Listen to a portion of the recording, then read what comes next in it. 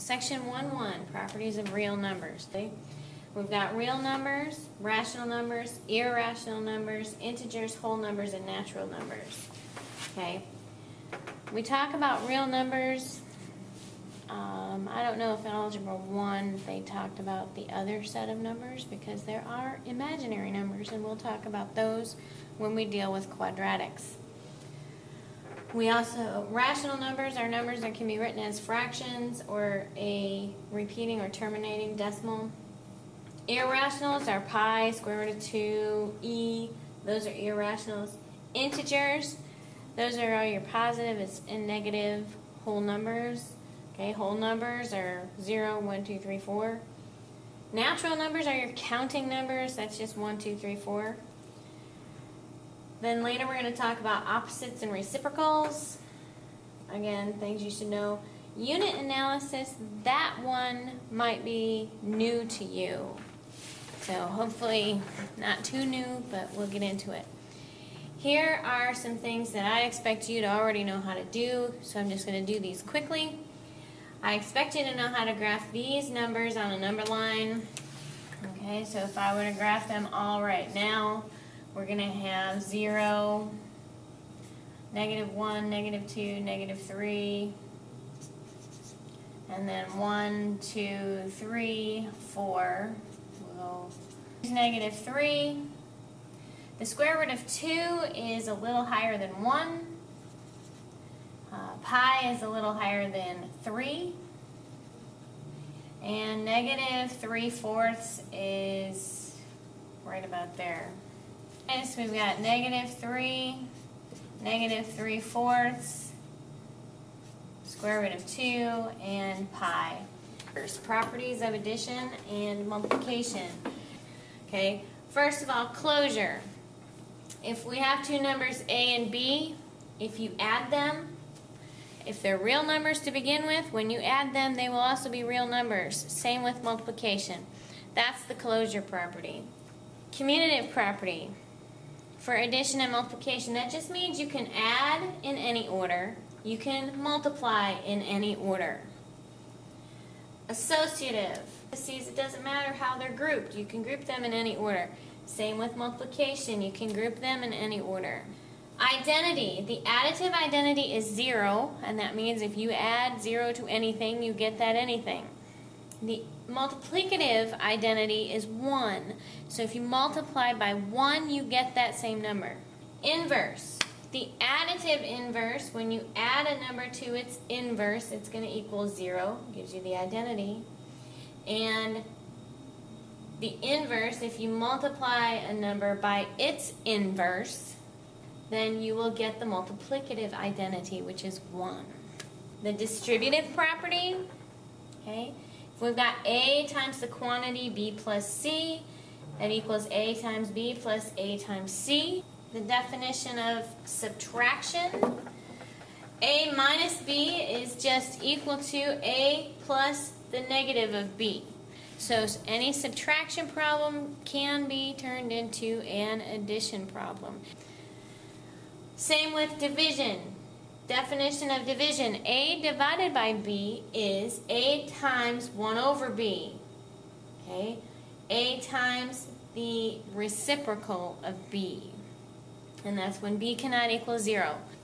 Alright, identifying the properties. Example 1. Here we've got the quantity 2 times 3 times 9. That equals 2 times the quantity 3 times 9. What is changing from this side to this side? Well, we changed how they are grouped. We changed the parentheses. So this would be associative.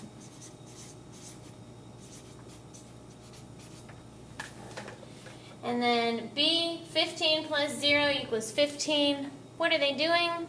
Oh, they're adding 0 to it. That's the additive identity. Oh, identity.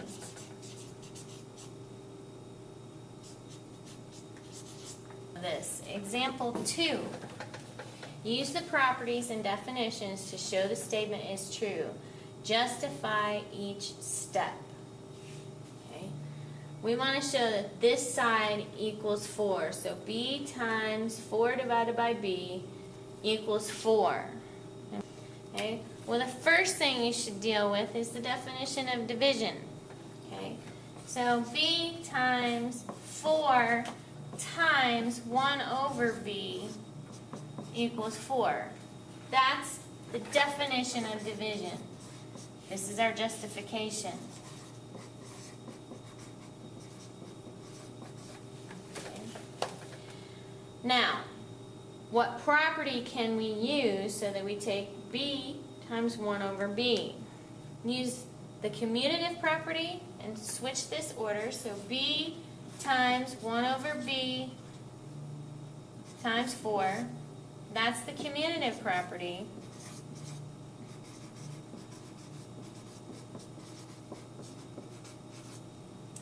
Then we can change our grouping to make it b times 1 over b times 4 equals 4. That is the associative. B times 1 over b is 1 times 4 is the inverse. And then this one is 4 equals 4, and we can even go as far as to say this is the identity. Okay. Alright, let's talk about unit analysis. Alright, let's start with this. You drive 60 kilometers per hour. What is your speed in miles per hour?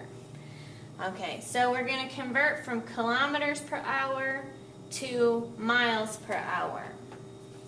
So I've got 60, and I'm going to keep the units right with it. This is part of the unit analysis. Kilometers, and it's per hour. Okay? I like to do things like this. It's 60 kilometers per 1 hour. And we want to end up with miles per hour. So we're going to end up with miles per hour. 1 hour. Okay. Well, it helps to have unit conversions. I'm going to multiply by 1 over 1.609. And now this one is 1 mile for this many kilometers. Okay?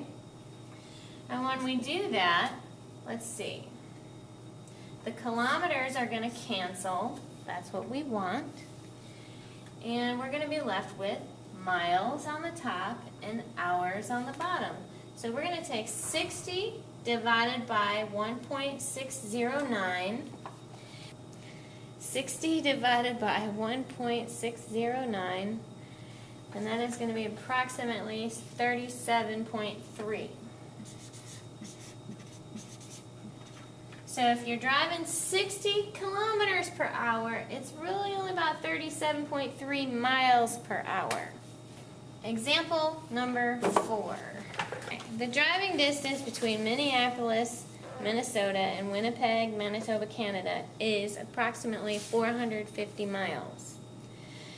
The driving distance between Vancouver, British Columbia, and Seattle is approximately 325 kilometers. Convert the distance from Minneapolis to Winnipeg to kilometers, and convert the distance from Vancouver to Seattle to miles. Okay, so the driving distance from Minneapolis to Winnipeg is about 450 miles. So we're going to convert 450 miles. Hey, it's the same thing we just about finished. And we want to convert this to kilometers. Aha, it's nice. We get to use the same conversion factor. So we're going to end up with kilometers. And then in the conversion from Vancouver to Seattle, we are going to convert 325 kilometers to miles. Alright, using our same conversion factor, when we convert from miles to kilometers, grab our trusty Mustang planner, converting from miles to kilometers, from to this, we're going to multiply by this number. So we're going to multiply 1.609, and this is going to be kilometers per mile. There's our conversion or unit analysis. The miles are going to cancel here, and we're going to be left with however many kilometers that is. And again, breaking my little rule.